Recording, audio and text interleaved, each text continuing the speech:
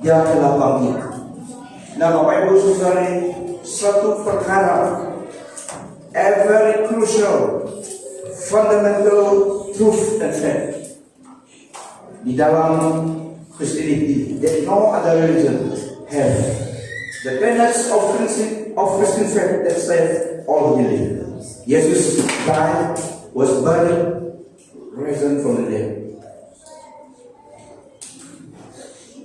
Satu kebenaran dan kenyataan di dalam iman Kristen, dan yang tiada di dalam ajaran agama yang lain, doktrin dan ajaran dalam iman Kristen yang menyelamatkan orang yang percaya. Yesus mati, dikuburkan, dan telah dibangkitkan pada hari yang ketiga sesuai dengan kitab suci. Amen. It's not here, it's risen. Yesus tidak ada di dunia. Dia tidak ada. Yes, he is risen. Ini satu kebenaran dan fakta, kenyataan di dalam ajaran agama Kristen. Doktrin dan ajaran yang menyelamatkan orang yang percaya. The core, the essence of Christianity. Jesus died, was buried, and on the third day was rose again. Dia mati untuk dosa kita. Dia bangkit untuk keselamatan bagi setiap orang yang percaya. Amen. Inilah hari kebangkitan Yesus. Kita cuma merayakan Salvation Day. Siapa yang telah menerima Yesus menjadi Tuhan Yesus selamat di sini coba angkat tangan.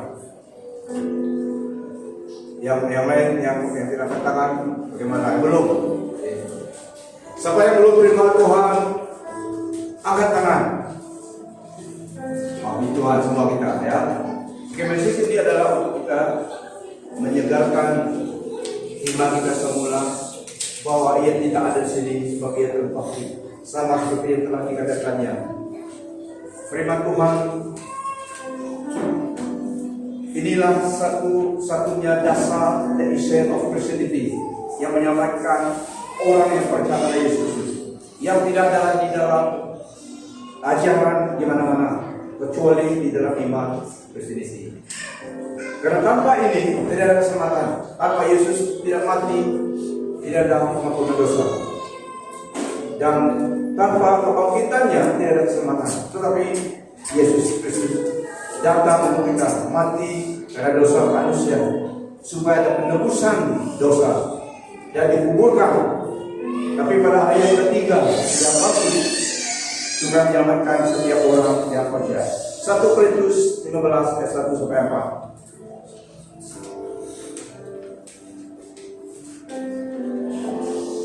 Aku menyatakan kepadamu, saudara-saudara, tentang Injil yang telah kusampaikan kepadamu, telah kamu terima dan pegang hingga sekarang.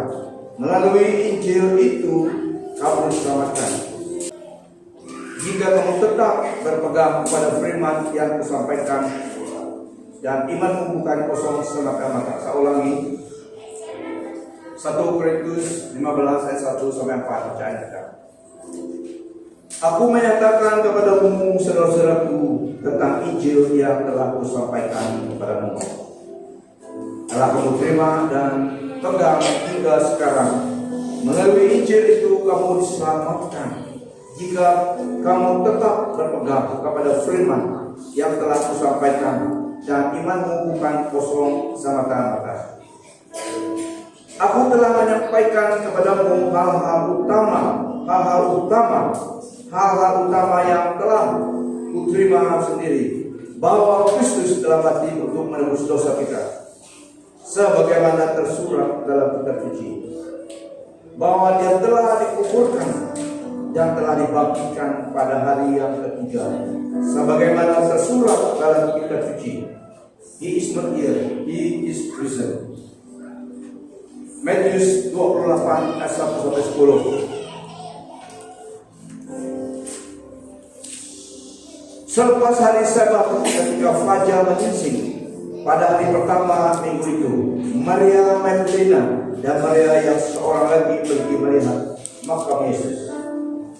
Tiba-tiba terjadi gempa bumi yang hebat, karena seorang malaikat Tuhan turun dari surga, lalu menggulingkan batu yang menutup makam itu dan duduk di atasnya. Wajahnya laksana kilat dan pakaiannya seperti salji. Para pengawal menggeletar ketakutan apabila melihat, lalu menjadi seperti orang mati. Dia tidak ada di sini, dia telah bangkit. Ini kisahnya dalam Matius 28 ayat 1-10. Selepas hari Sabat, ketika fajar menyingsing, pada hari pertama minggu itu, Maria Magdalena dan Maria yang seorang lagi pergi melihat makam Yesus. Tiba-tiba terjadi gempa bumi yang hebat, karena seorang malaikat Tuhan turun dari surga, lalu menggulingkan batu yang menutup makam itu dan duduk di atasnya. Wajahnya laksana ataupun wajahnya seperti kilat dan pakaiannya seperti salji, sangat putih. Para pengawal menggeletar ketakutan apabila melihatnya, lalu menjadi seperti orang mati. Pucat muka mereka melihat mereka itu. Pengawal itu mungkin 2-3, melihat seorang saja. Tetapi mereka itu berkata kepada perempuan-perempuan itu, "Jangan takut, aku tahu kamu mencari Yesus yang telah disalib. Dia tidak ada di sini, karena dia telah bangkit semula." Wow. Seperti yang dikatakannya, dia tidak ada di sini karena dia telah bangkit semula. Seperti yang dikatakannya. Marilah lihat tempat dia dibaringkan dahulu. Kemudian segeralah pergi dan katakan kepada murid-muridnya bahwa dia telah bangkit dari kematian. Dan dia mendahului kamu ke Galilea. Di sana kamu akan melihatnya. Lihatlah, aku telah memberitahu. Mereka pun keluar dari makam itu dengan takut dan amat gembira. So mereka takut tapi amat gembira. Lalu berlari untuk membawa berita itu kepada para murid Yesus. Dalam perjalanan tiba-tiba Yesus menemui mereka sambil berkata, "Salam sejahtera." Lalu mereka mendekati Yesus dan memegang kakinya serta menyembahnya. Kemudian Yesus berkata kepada mereka, "Jangan takut, pergilah dan suruh saudara-saudaraku ke Galilea. Di sana mereka akan melihat aku." Yesus bangkit dan menampakkan dirinya. Malaikat pertama menyatakan dirinya. Malaikat yang turun dari surga menggulingkan batu itu. Apabila para yang penjaga pengawal itu melihat mereka, muka mereka menjadi pucat dan ketakutan. Tapi kita lihat malaikat itu tidak berbicara kepada mereka, meskipun mereka yang menemui berjumpa dengan mereka itu. Malaikat itu berbicara kepada perempuan-perempuan itu, Mary Magdalena dan perempuan yang lain. Tapi mereka itu berkata kepada perempuan-perempuan itu, "Jangan takut, aku tahu kamu mencari Yesus yang telah disalibkan." Dan waktu Yesus bangkit, pertama Yesus bangkit dari kematian, dia bertemu dengan siapa? Petrus? Tidak. Dia bertemu dengan Mary Magdalena, seorang perempuan yang dulunya dirasuk roh jahat, dan juga yang hidupnya adalah, kalau dikatakan tidak baik tidak di mata masyarakat, Mary Magdalena, seorang prostitut, tapi dia telah bertobat dan mengasihi Yesus, sungguh mengasihi Yesus, perubahan hidupnya drastis. Pada hari itu dengan satu Mary lagi, rupanya suka orang nama Mary. Dua Mary Magdalena dan dari satu lagi. Tuhan Yesus menampakkan diri kepada mereka. Yang pertama melihat kebangkitan Yesus adalah perempuan ini. Yesus menampakkan. Mereka mencari Yesus.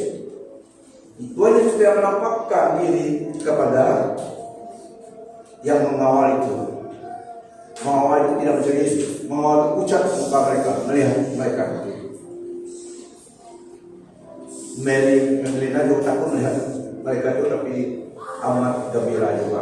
Mix feeling. Tuhan Yesus menampakkan dirinya pertama kepada Mary Magdalena dan satu Mary lain. Nah, Bapak Ibu Saudara, Yesus telah bangkit. Yesus telah bangkit, kubur tidak dapat menahankannya. Kuasa maut tidak dapat menahankan Yesus. Dia bangkit karena dia mati dengan satu tujuan, menebus dosa manusia. Karena Allah mengasihi kita. Upah dosa ialah maut.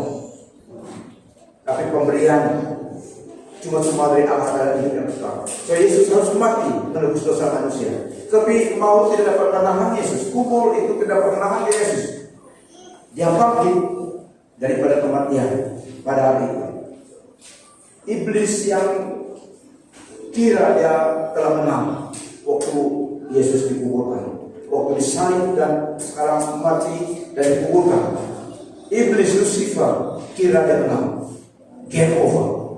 Tapi pada hari itu, pada pagi hari itu, apabila Yesus bangkit, iblis gemetar, pengen menyerang dia, dan tongkat yang diambil daripada Adam, pemerintahan yang telah ambil daripada manusia, lepas dari tangan iblis, kembali ke dalam tangan Tuhan.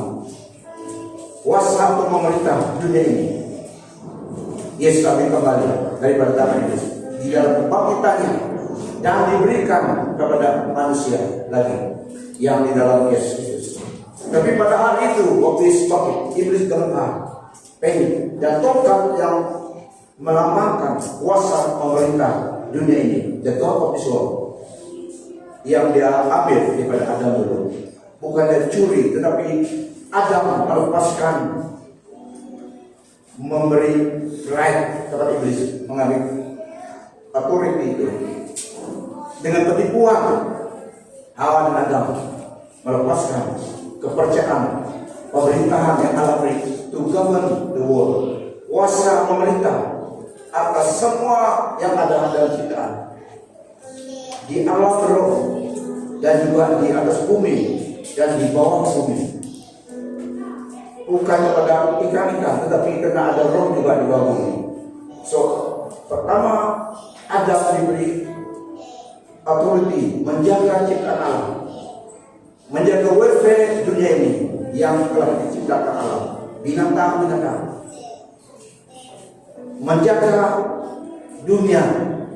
Jadi iblis tidak ada hak, tidak ada kebenaran, tidak dapat dia masuk ke alam dunia, karena dunia diberikan Allah kepada manusia.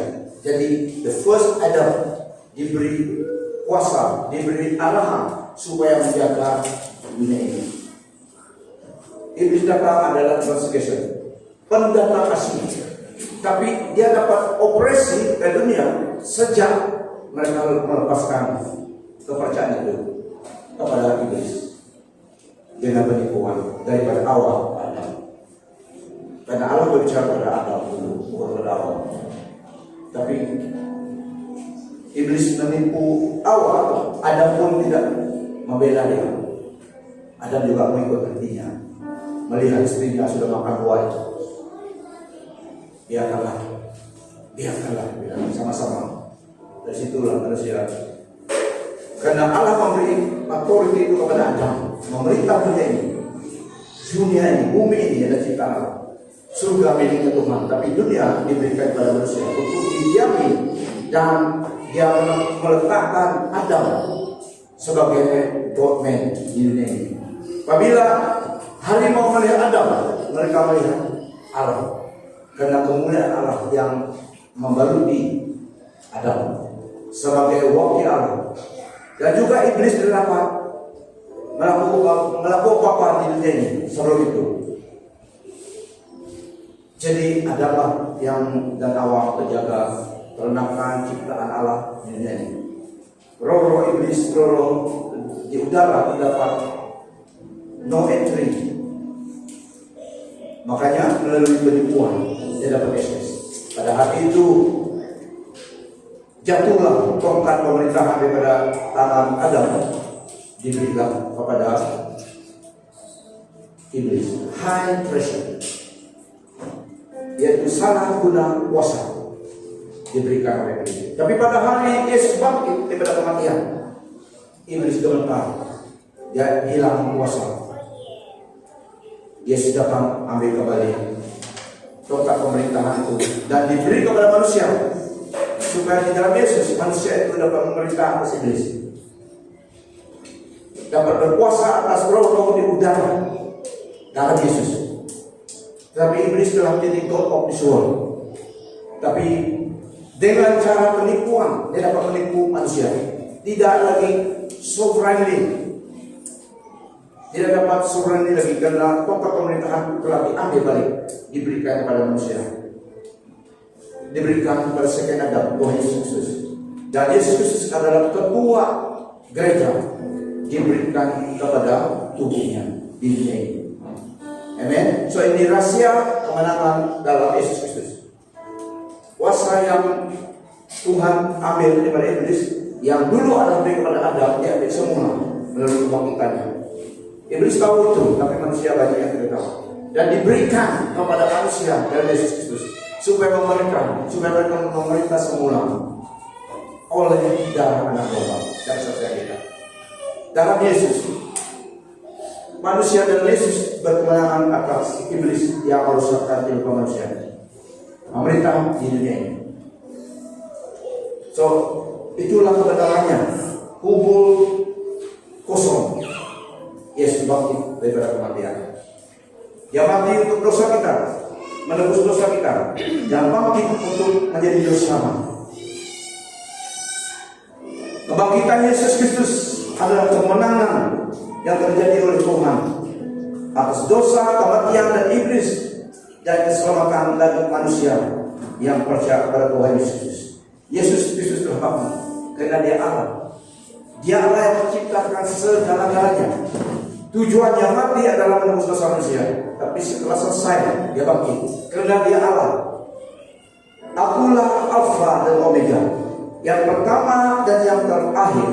Wahyu 1. Demikian firman Tuhan Allah yang Maha Kuasa, yang ada sekarang, yang ada dulu, dan yang akan datang. Rasul Yohanes menulis surat itu, apabila aku melihatnya, rebahlah aku di kakinya, seolah-olah tidak bernyawa lagi. Dia meletakkan tangan kanannya atasku, lalu berfirman, jangan takut, akulah yang pertama dan yang terakhir. Akulah Dia yang hidup. Aku pernah mati, tetapi lihatlah, aku hidup selama-lamanya. Aku memegang anak kunci kematian dan alam maut. Nah, ini deklarasi Yesus Kristus. Inilah Dia introduce Dia, siapa dirinya. Deklarasi Yesus, Dialah yang Maha Kuasa, berkuasa di atas segala-galanya dalam ciptaannya, yang kelihatan dan tak kelihatan. So Dia tidak mati, Dia cuma mati menebus dosa kita. Dia bangkit karena Dia Allah. Dari permulaan hingga akhir, Dia adalah Allah yang hidup. Dia di luar ciptaannya. Iblis adalah ciptaan, malaikat yang diciptakan oleh Allah yang memberontak. Manusia juga ciptaan Allah. So Yesus Kristus adalah Allah yang pencipta alam semesta. Dia di luar ciptaannya.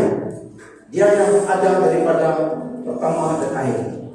Dia sebenarnya tidak ada pertama, karena supaya manusia mengerti yang pertama dan terakhir, itulah ditulis dalam bahasa manusia. Dia kekal dari kekal. Dia Allah yang ada, yang wujud sebelum ada kehidupan.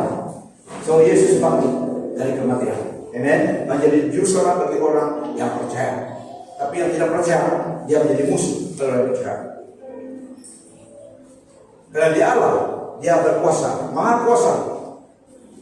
Dia memiliki rencananya bagi kehidupan manusia. Pada suatu hari kelak, every knee must bow, every tongue confess Jesus is Lord. Ya, sekarang ini kita percaya Yesus, kita mengaku Dia, lidah kita mengaku Dia, confess that He is Lord. Orang yang tidak percaya pada Yesus, yang belum percaya pada Dia, pada sekarang ini mereka ego dan mereka tidak mau. Tapi one of these days Mereka dipaksa.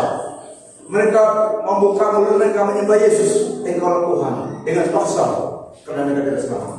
Ada dihukum. Tapi kita dengan sukacita kita bertahu selamat Yesus Kristus. Amen. Ini biasanya. But one of these days, orang percaya dan selamatkan, yang tidak percaya juga akan mengaku tidak Tuhan and all. Because He's God. Nah, ini ketuhanan Yesus Kristus. Inilah Allah kita. Yesus Kristus mati menebus dosa. Sebagaimana surat dalam kitab suci bahwa Dia telah dikubur dan telah dibangkitkan pada hari yang ketiga. Sebagaimana tersurat dalam kitab suci. Yang kedua, kita lihat oleh karena kebangkitan Yesus. Yang pertama tadi adalah fake kebenaran. Dia memang mati. Dia telah dikuburkan dan Dia telah bangkit. Itu fakta tentang kebenarannya yang Dia telah lakukan untuk kita. Dan yang pertama tadi kemenangan atas iblis dan atas dosa, especially atas iblis yang memerintah alam gelap. Kuasa pemerintahan mutlak itu diambil daripada tangannya melalui kebangkitan Yesus dan diberikan pada saudara saya. Itulah dalam Lukas 10 ayat 19-20 katakan, I have given you authority to trample on snake and scorpion and to overcome all the powers of the enemy. Nothing will harm you.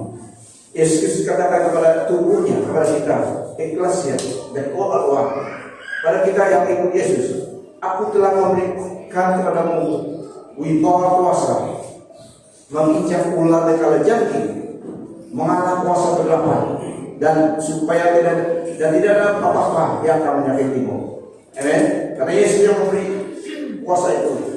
Sebaliknya kita yang berkuasa atas kuasa kegelapan. Kalau kita bertindak berjalan kebenaran, itulah kebangkitan Yesus adalah kemenangan dari kita. Dan ini yang pertama tadi. Dan seterusnya, oleh karena Yesus bangkit, oleh karena kebangkitan Yesus, redemption, salvation, justification datang kepada kita melalui Yesus. Penebusan, keselamatan dan kebenaran datang kepada kita melalui Yesus. Roma 3 ayat 23. Roma 3 ayat 23 berkata, karena semua orang telah berbuat dosa, termasuk saudara dan saya juga, dan sebelah kanan kiri, termasuk kamu, saya. Ini kesaksian. Ada penebusan karena ada orang berdosa. Jadi Yesus datang menebus kita. Kalau semua orang benar, tidak ada penebusan. Tapi tidak ada manusia yang benar. Semua berdosa. Yesus datang menjadi penebusan kita, menebus kita, menjadi penebus kita. Karena semua orang telah berbuat dosa dan telah kehilangan kemuliaan Allah. Roma 3 ayat 23-24. Namun demikian dengan kasih karunia Allah yang dikurniakannya dengan rela, manusia dapat diperbenar melalui penebusan yang terdapat di dalam Yesus Kristus. Dan diselamatkan oleh the grace of God, karunia Allah yang Yesus lakukan. Kita semua telah berdosa dan telah kehilangan kemuliaan Allah. Cuma yang tinggal dalam diri kita sebelum kita terima Yesus adalah roh daripada Allah. Roh manusia yang Allah yang memberi tembus the breath of life. Itulah manusia menjadi hidup. Ini saja yang tinggal. Itulah katakan karena semua orang kehilangan, karena semua orang telah berdosa dan telah kehilangan kemuliaan Allah. The glory yang memenuhi manusia pada awalnya telah hilang. Yesus datang merestore kembali itu dan diselamatkan. Ada keselamatan oleh kebangkitan Yesus. Diselamatkan, ada penebusan, ada pembenaran. Karena semua orang telah berbuat dosa dan telah kehilangan kemuliaan Allah. Dan oleh kasih karunia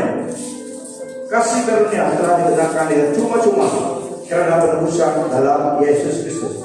Amen. Yang kedua, tidak ada lagi pembinasaan. There is no more condemnation bagi kita yang di dalam Yesus Kristus. Karena Yesus telah bangkit dan di dalam Dia tidak ada penghukuman.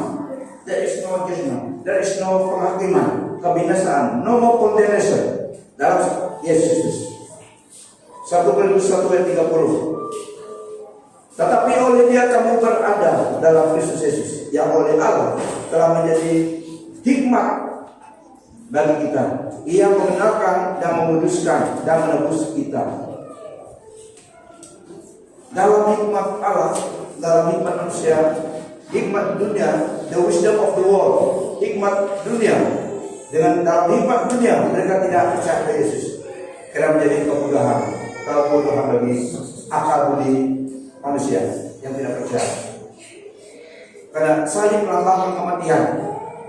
Biasanya dari manusia yang tidak percaya kepada Yesus, lambang kematian adalah lambang salib bagi mereka. Jadi menjadi kebodohan. Tapi wisdom Allah memberi wisdom yang Allah berikan kepada kita tahu Yesus mati karena dosa kita. Lambang kemenangan. Salib Yesus lambang kasih Allah kepada kita, bukan lambang kematian. Lambang kasih Allah kepada kita dan kita lambang kemenangan, penebusan oleh Yesus Kristus. Itulah hikmat Allah yang diberikan kepada kita. Kita tahu Yesus, salib Yesus adalah kemenangan. Salib Yesus adalah tanda kasih Allah menebus kita. Tapi bagi orang yang di luar Kristus, mereka ingat salib itu tanda dikubur di makam sana, di Ramai sana, ataupun di kampung salib. Islam orang dia tokoh, dia tokoh di sana. Jadi lambang salib adalah lambang kematian. Tapi bagi kita, apabila kita lihat salib Yesus, lambang kemenangan, lambang penebusan, kebebasan, keselamatan bagi kita. Yang tidak ada salibnya masih ada manusia dan dosa. Yesus tidak lakukan sana. Yesus pun tidak dikubur. Yesus pakai. Amen. Lambang salib kosong. Oke. Yesus tidak ada di salib yang begitu. Salah. Tidak ada Yesus. Dia ada situ pada suatu ketika dulu. Tapi dia it is finished dia dan dikuburkan. Tapi dikubur pun tidak pernah habis. Dia bangkit untuk kita. Yang mati itu kita, dia bangkit untuk kita. So, lambang salib, hikmat Allah memberi kita lambang salib, kita ingat. Oh, ini orang percaya pada Yesus. Ya, salib yang memang salib kosong. Karena Yesus tidak ada di situ, cuma melambangkan saja. Itulah hikmat yang Allah berikan kepada kita. Kita dapat mengerti bahwa Allah mengasihi kita, lambang kasih Allah kepada kita. Roma 8 ayat 1 sampai 2. Dengan demikian sekarang tidak ada penghukuman. Dengan demikian sekarang tidak ada hukuman bagi orang yang ada dalam Kristus Yesus. Karena melalui Yesus Kristus, hukum roh kehidupan telah membebaskanku daripada hukum dosa dan kematian. Di dalam Yesus Kristus tidak ada hukuman lagi. Kalau Iblis katakan kita masih ada dari dua hukuman, dia bohong. Karena Iblis adalah bapak pendusta, bapak pembohong. Apabila dia bicara bohong, itulah bahasa aslinya, bahasa kampungnya. Amen. Tapi dalam Yesus Kristus demikian tidak ada hukuman bagi kita yang di dalam Yesus Kristus, bagi mereka yang ada dalam Yesus, bagi kita. Roh yang memberi hidup, roh kehidupan dan sosial ini. Roh kehidupan telah membebaskanku daripada hukum dosa dan kematian. Ada hukum dosa membawa kepada kematian. Dosa membawa kematian. Kematian jasmani dan juga kematian rohani. Maksudnya tidak dalam surga. Hidup yang siksa. Itulah hukum dosa, hukum maut. Tapi roh kehidupan yang Allah berikan kepada kita membebaskan kita daripada ketakutan hukum maut dan hukum dosa.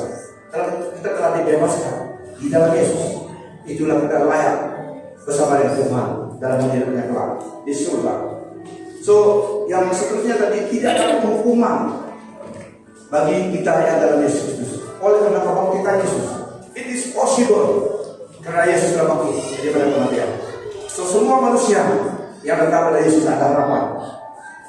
Kecuali orang yang menolak Yesus, kecuali orang yang tidak mau Tuhan Yesus. Tapi one of these days, every knee must bow, every tongue confess Jesus is Lord. Yang percaya dan tidak percaya. Yang percaya confess masuk dalam hadirat Tuhan. Yang tidak percaya confess masuk dalam api neraka. Nah, ini yang pertama, tidak ada condemnation. Yang seterusnya, karena kebangkitan Yesus, orang percaya selain saya. kita diurapi dan dimeterai tanda miliknya. Kita jangan meteraikan kita tanda miliknya.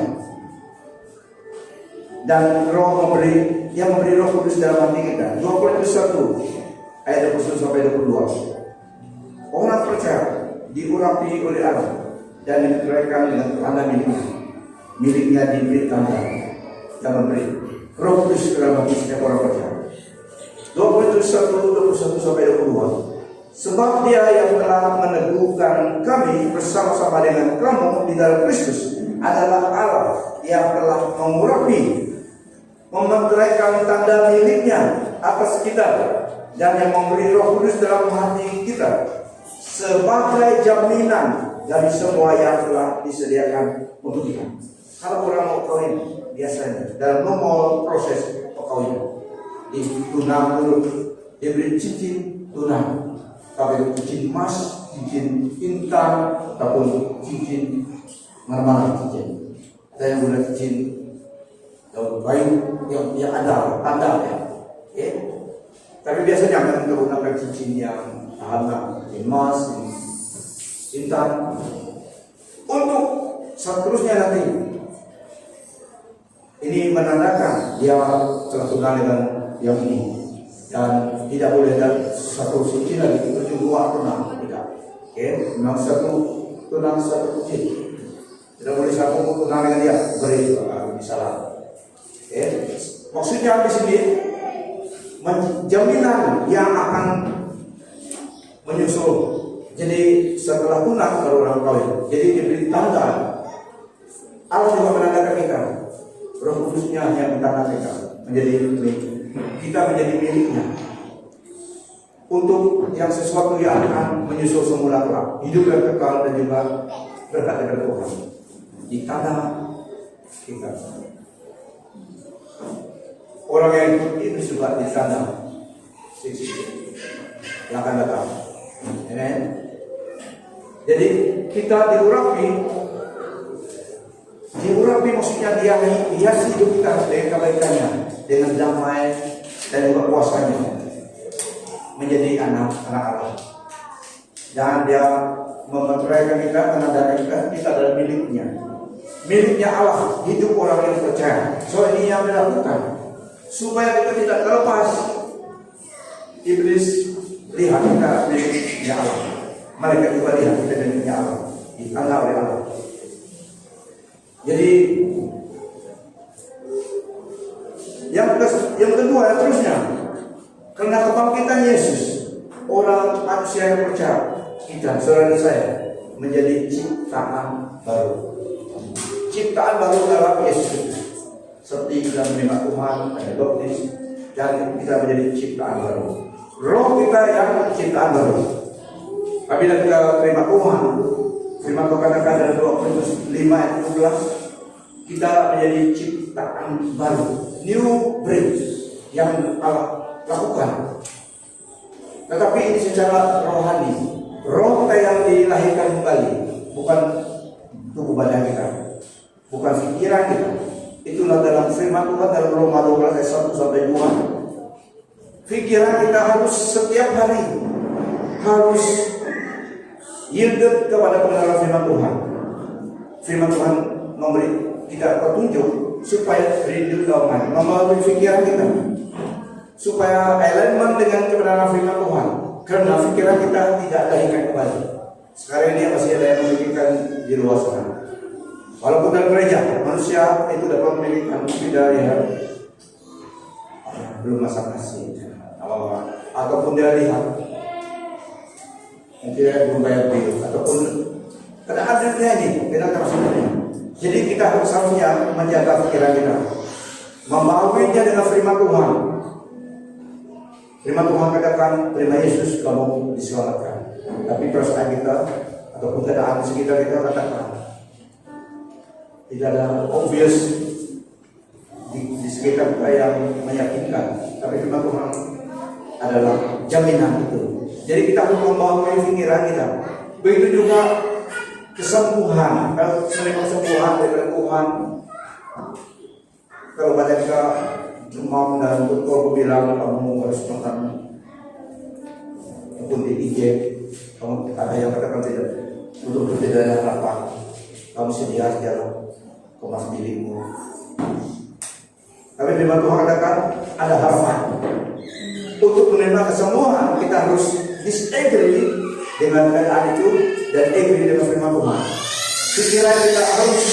Pikiran kita harus dibawa supaya agree dengan roh yang telah dibawa oleh Tuhan, supaya agreement berdasarkan firman Tuhan dan mujizat kesembuhan itu menjadi milik kita. Kecuali kalau memang masalah kita Tuhan panggil pulang saja. Amen. Jadi pembaharuan pikiran kita harus senantiasa dengan firman Tuhan. Itu kita baca firman Tuhan. Kalau pikiran kita tidak boleh, tidak dilahirkan kembali, roh kita yang lahir kembali, tubuh kita masih tubuh yang lama, hati kita telah dirubah oleh Tuhan, spirit kita yang reborn. Jadi kita diberi tanggung jawab untuk membawa diri kita menjaga pikiran kita. Iblis tidak dapat akses kepada roh kita karena roh kita adalah born again. Tapi dia dapat akses kepada pikiran kita. Dia dapat pikam pikiran yang tidak baik dan menggoda kita. Kalau kita layan, kita digoda oleh dia. Tapi itulah pekerjaan dia. Kalau lagi di dunia ini, sebelum Tuhan datang, iblis itulah tugasnya. Kalau dia tidak melakukan itu, tidak ada kerjanya. Jadi dia seperti singa yang ngomong mencari orang, seperti burung gemarannya juga.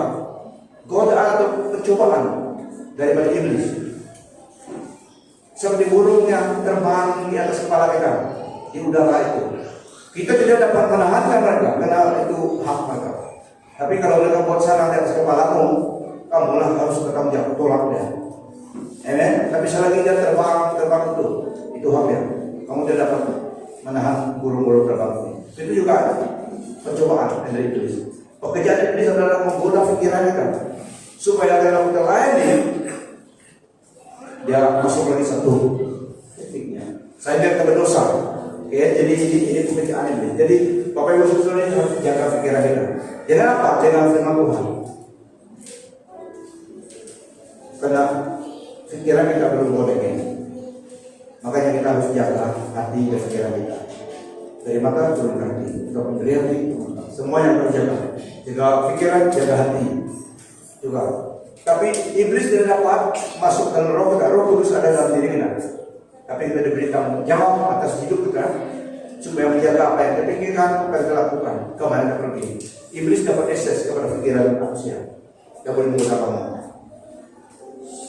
Apa yang tidak, yang dapat menggoda pikiran kita, meragukan juga. Tapi kita harus firman Tuhan kata demikian. Ini bukan kebenaran. Jadi kita tahu itu tidak kebenaran karena pikiran kita telah dihidupkan dengan kebenaran daripada firman Tuhan. Ini yang penting, jaga pikiran kita. What a man think, thou shalt be made. Jaga pikiran kita. Dan untuk membawa pikiran kita sekali lagi harus dengan firman Tuhan. Jangan ikut ideologi yang bukan dari dalam firman Tuhan. Itu juga yang akan mengubah. Itulah ada ideologi yang dapat mengubah pikiran seseorang, dapat brainwash dia sehingga dia percaya doktrin atau ideologi itu, sehingga dia berani melakukan karena pikiran itu dirubah. Contohnya, pikiran kita harus dijaga. Banyak lagi ajaran ideologi yang dapat brainwash seseorang itu. Oleh pikirannya telah dirubah, especially waktu kecil. Itulah waktu kecil kita bawa anak kita mengenal Tuhan, bawa mereka terima Roh Kudus dalam diri kita, supaya mereka ada kekuatan. Tapi ini yang mengajar orang yang dapat mengubah pikiran mereka. Pikiran kita, karena pikiran kita tidak boleh kita harus renew, pembaruan oleh firman Tuhan. Ajar firman Tuhan. Amen. Supaya itu pimpinan Roh Kudus dalam diri kita. Itu tanggung jawab kita. Tapi kita diciptakan baru, born again. Itulah waktu kita meninggal dunia, kalau masanya Tuhan, roh kita yang telah diselamatkan itu pergi dengan Tuhan. Tubuh kemuliaan diberi. Karena kita Yesus ciptaan baru di dalam Tuhan. Sesiapa yang ada dalam Kristus adalah ciptaan baru. Hal-hal lama telah lenyap dan segala-galanya baru. Dalam bahasa Inggris saya baca begitu ayat ini. Therefore, if any person is engrafted in Christ, the Messiah, he or she is a new creation, a new creature altogether. The old, previous moral and spiritual condition has passed away. Behold, the fresh and new has come. New bread, Yesus lakukan. Yang seterusnya, karena Yesus telah bangkit daripada kematian, kita diberi identity yang baru di dalam Dia. Firman Tuhan katakan, banyak tempat firman Tuhan katakan, kita orang percaya adalah anak-anak Allah. Anak-anak Allah. Mau tidak mau, rasa atau tidak rasa dalam hati kita, itu kebenaran firman Tuhan. Di dalam Yesus semua orang percaya. Firman Tuhan katakan, kita adalah the sons, daughters of God. Dia katakan sons of God. Son itu represent laki perempuan yang percaya Tuhan. So ini identity yang Yesus lakukan dalam kebangkitannya. Semua yang percaya kepadanya diberi title sons of God, anak Allah. Wow. Firman Tuhan mengatakan kita adalah anak Allah pada kebangkitan Yesus. Ciptaan baru dan diberi anak Allah. Identity kita. Galatia 3. Maksudnya anak-anak Allah, maksudnya itu adalah milik kepunyaan Allah sendiri. God treasured possession. Kepunyaan Allah.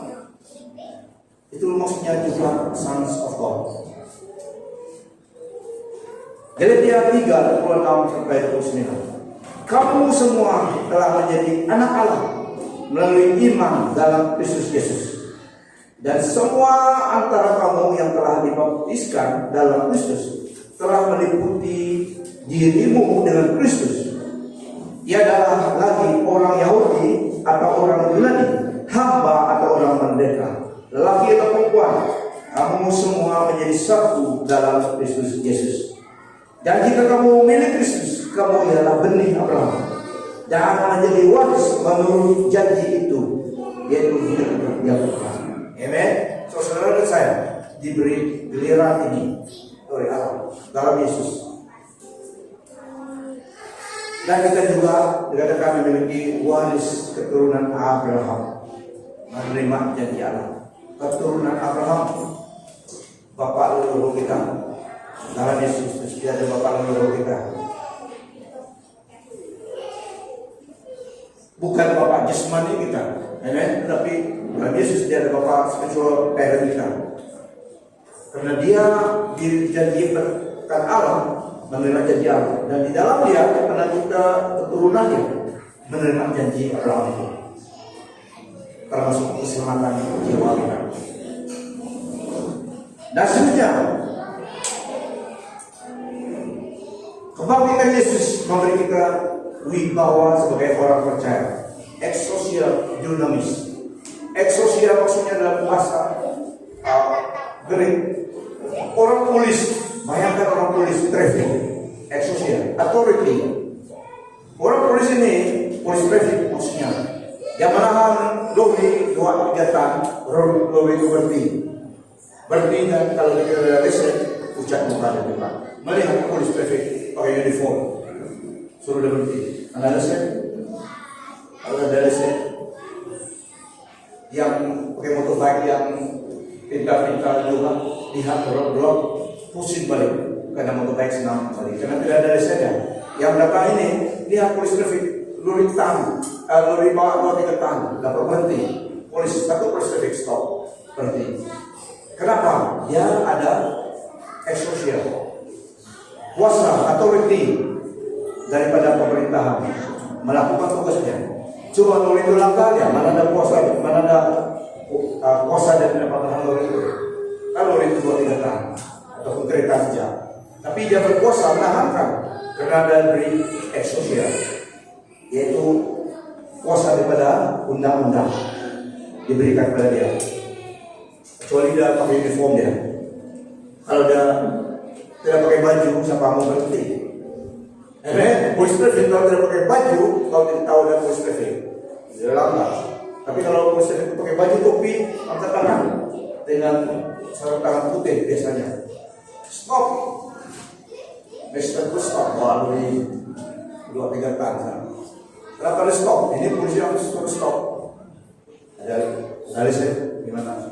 Kalau ada lesen tidak apa. Tapi biasanya kalau polisi tahan kita, ada juga untuk mati kita. Ada lesen pun kalau ada juga yang itu kan. Tapi karena dia dapat menahankan kita karena dia beri kuasa, authority. Dan dunamis adalah kuasa. Tapi orang percaya diberi exousia dan dunamis, diberi right and authority and power, diberi authority and power daripada Tuhan. Dan lihat sini, ini ke atas kuasa kegelapan. Lukas 10:9-20. Tuhan Yesus yang berbicara kepada orang percaya, Aku telah memberimu kuasa untuk memijak pulau dan kalajengking, serta kuasa atas segala kekuatan musuh. Tiada apa-apa yang dapat mencederakan kamu. Nah, ular dan kalajengking melambangkan kuasa kegelapan, kuasa ilmu, kuasa kegelapan. Ular dan kalajengking ini lambang kegelapan. Mereka menggunakan kuasa lambang ini. Jadi Tuhan Yesus katakan, Aku telah tidak diangkat lagi. Setelah bapak kita dia genapi. I have given you. Aku telah memberikan kuasa untuk menginjak. Aku telah memberimu kuasa untuk menginjak ular dan kalajengking, serta kuasa atas segala kekuatan musuh. Tiada apa-apa yang dapat mencederakan kamu. Yang seterusnya, tetapi jangan kamu bersukacita karena segala roh iblis. Tetapi jangan kamu bersukacita karena segala roh iblis menurut perintahmu, tetapi bersukacitalah karena namamu telah tercatat di surga. Nama kita dicatat di surga. Kita bersukacita oleh karena roh iblis juga, tetapi jangan bersukacita karena mereka tapi lebih lagi bersukacita karena nama mereka dapat di surga. Amen. So Yesus datang dibangkitkan daripada kematian supaya kita diberi exousia dan dunamis ini tadi. Nama kita juga karena kita selamat didaftar dalam kerajaan surga. Amen. Saya satu berkat yang kita terima dalam Yesus Kristus karena kebangkitannya. Dan seterusnya juga tadi Yesus Kristus berkata, Akulah Alfa dan Omega. Lihatlah, Dia datang dalam awan. Seluruh umat manusia akan melihatnya, termasuk mereka yang telah menikam Dia. Semua suku bangsa di bumi akan berkabung karena Dia. Yang itu sekali. Amin. Apabila aku melihatnya, rebahlah aku di kakinya, seolah-olah tidak bernyawa lagi. Dia meletakkan tangan kanannya atasku, lalu berfirman, Janganlah takut, akulah yang pertama dan yang terakhir. Akulah Dia yang hidup. Aku pernah mati, tetapi lihatlah, aku hidup selama-lamanya. Aku memegang anak kunci kematian dan alam Allah. Nah, tidak diragukan lagi. Tiada Tuhan, tidak Allah selain Tuhan Yesus. The one and only true God yang memberi hidup kekal, yang memberi hidup di dunia ini. Manusia kena dipukul iblis karena mereka diperdaya. Mereka saja yang deny Yesus, deny ketuhanan Yesus, dan tidak mau terima keselamatan itu. Tapi one of these days, mereka juga menghadapi Dia, not as a savior, tetapi as a judge. Mereka juga manusia, setiap manusia. Either mereka akan menerima atau menghadapi Tuhan Yesus sebagai juru selamat, ataupun sebagai hakim yang menghakimi akan menghukum mereka. So manusia adalah manusia. Kita semua perlu Yesus introduce Dia kepada dunia supaya manusia yang dikasihi Allah dalam Yesus Kristus dapat diselamatkan daripada kuasa iblis, kuasa dosa, dan diselamatkan. Tapi one of these days, jika seseorang itu habis masa dia, bukan salah Tuhan, Nah, Yesus telah datang mati bagi dosa manusia, dikuburkan, bangkit lagi supaya kita orang percaya diselamatkan. God has done so.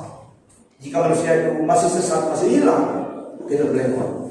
Because jika seseorang itu menolak anugerah Tuhan, menolak kasih Allah dan Yesus Kristus, menolak keselamatan Yesus Kristus, siapa lagi yang berkuasa menyelamatkan? Tidak ada. Iblis pun tidak dapat. So, Bapak Ibu Saudara, inilah berkat kebangkitan Yesus Kristus. Tanggung jawab kita, aplikasinya bagi kita itu adalah pembenaran, itu adalah kebenaran, knowledge supaya kita dapat mengerti kebangkitan Yesus, kematian dan kebangkitannya. Karena itu telah terjadi, dan berkatnya sampai hari ini, sampai selama-lamanya. Tapi bagaimana kita? Tanggung jawab kita setelah mengetahui Yesus telah bangkit. Yang pertama, dalam 1 Petrus 2 Petrus 3:18. Tanggung jawab kita sebagai pengikut Yesus. 2 Petrus. Bertumbuh dalam pengenalan akan Dia dan kebenarannya. Bertumbuh dalam kasih karunia dan pengenalan akan Tuhan dan yang selamat Yesus. Semakin mengenalnya, semakin mengenalnya. Ini yang diberi Allah kepada kita. Tanggung jawab kita. Dia tidak melakukan itu kita. Kita yang melakukannya untuk diri kita. Mengenal, bertumbuh dalam kasih karunia, mengenal Tuhan. Diberi tanggung jawab untuk kita. Yang seterusnya, mengikut Dia, harus mengikut Dia, harus mengikut kehendaknya. Deny yourself and follow Christ. Lukas 9 ayat 23-24. Ini yang kita lakukan. Dia hanya welcome kita, invite kita, but we must ready, terima invitation Tuhan. Dalam ayat ini, Yesus berkata kepada semua, jika seseorang hendak mengikutku, dan dia harus menyangkal dirinya, memikul salib setiap hari dan mengikutku. Sesiapa yang mau memelihara nyawanya akan kehilangannya, tetapi sesiapa yang mengorbankan nyawanya karena aku akan memeliharanya. God first. Kehendak Tuhan yang dulu. God first. Deny yourself, maksudnya ikut kehendak Tuhan. Jangan bukan kehendak sendiri. Kalau kehendak kita bertentangan dengan kehendak Tuhan, kehendak Tuhan kita ikut. Dan Tuhan membimbing kita ikut jalan yang baik. So, God first. Seterusnya, corak kehidupan kita. Corak kehidupan kita masih di dunia ini. Corak kehidupan kita adalah, walaupun kita masih di dunia ini, perspektif hidup kita tidak confined kepada dunia ini saja, tetapi harus beyond kepada kita ini. Harus melimpasi keadaan dunia ini dan sampai kepada destiny hidup kekal. Kita lihat dalam Kolose 3 ayat 1-4. Ini yang terakhir. So ini corak kehidupan kita sebagai pengikut Yesus di dunia ini. Karena itu kalau kamu dibangkitkan bersama Yesus, kita indah rohani, alam rohani. Allah lihat kita telah dibangkitkan bersama Yesus. Kalau kita telah menerima Yesus menjadi Tuhan dan Juru kita. In the spiritual sense, God lihat kita. Kita telah bangkit bersama Yesus karena kita di dalam Dia. Yesus bangkit, kita pun bangkit karena kita di dalam Yesus. Hidup kita firman Tuhan bersatu dengan Kristus. Our life are hidden with Christ in God, dalam Allah. So di sini juga katakan, karena itu kalau kamu dibangkitkan bersama dengan Kristus, carilah perkara di atas. Sampai satu lagi FBB lebih jelas pengertian bagi saya dalam ayat. Dengan demikian, jika kamu telah dibangkitkan bersama Kristus, carilah perkara-perkara yang berkaitan dengan surga, tempat Kristus duduk di sebelah kanan Allah. Tumpukan pemikiranmu kepada hal-hal di surga, bukan hal-hal di bumi. Karena kamu telah mati dan hidupmu tersembunyi bersama Kristus dalam Allah. Apabila Kristus yang merupakan kehidupan kamu itu muncul, kamu akan muncul bersamanya dalam kemuliaan. Nah, ini dalam pandangan Allah kepada kita dari Kristus. kita dalam Dia. Nah, Bapak Ibu Saudara, Yesus Kristus telah menebus dosa kita. Yesus Kristus telah mati menebus dosa kita dan bangkit untuk pembenaran keselamatan kita. He is not here, He is risen. Dia telah bangkit, kubur kosong. Yesus Kristus bangkit, kubur kosong. Amen. Yesus Kristus bangkit untuk kita. Beri Tuhan, bagi Tuhan. Mari kita melangkah dengan kebenaran, awareness bahwa kita adalah milik Tuhan. So inilah berita resurrection Sunday. Yesus mati untuk dosa kita, dikubur, tapi pada hari yang ketiga Dia bangkit untuk menjadi juru selamat kita, memberi kita kemenangan keselamatan.